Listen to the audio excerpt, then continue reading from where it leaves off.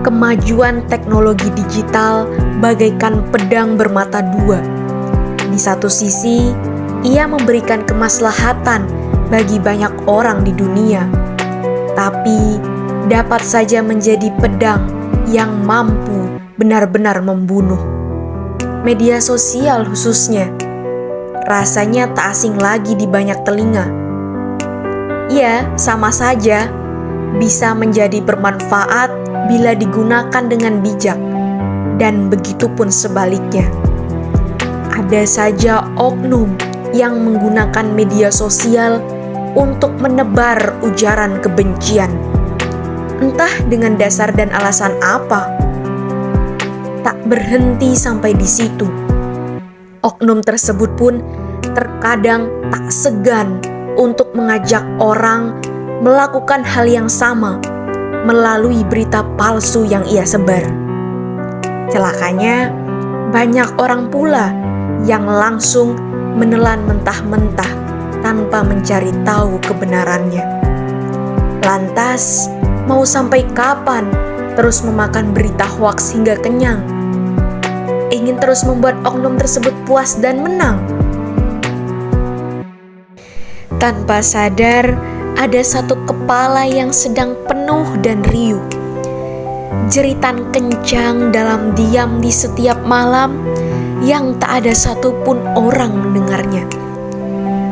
Ketika bayangan gelap itu menghantuinya untuk mengingat setiap ujaran penggores luka itu berkeliaran di kepala. Sementara keinginannya hanya satu dan sederhana, bisa tertidur dengan tenang layaknya banyak orang di luar sana. Ia hanya ingin keluar dari suasana mencekam yang seolah mencekiknya hingga sesak. Dan sejatinya, permintaan terbesarnya hanyalah keluar dari lingkaran pembunuh tanpa menyentuh.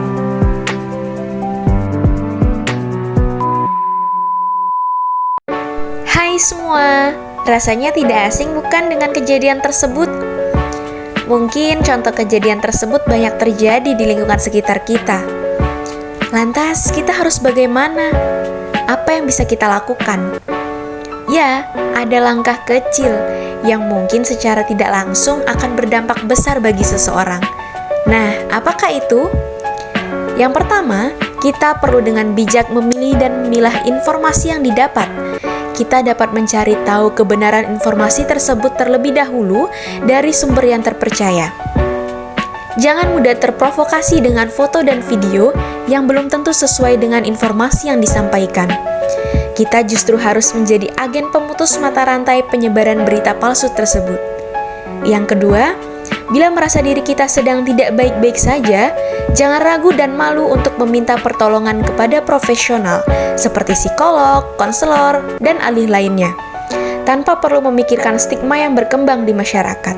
Ingatlah bahwa aku, kamu, dan kita semua berharga. Ingat juga bahwa kesehatan adalah harta yang tak ternilai harganya, termasuk kesehatan mental yang mungkin sering dilupa. Satu langkah kecil jadi penyelamat, Satu jiwa dan satu kepala.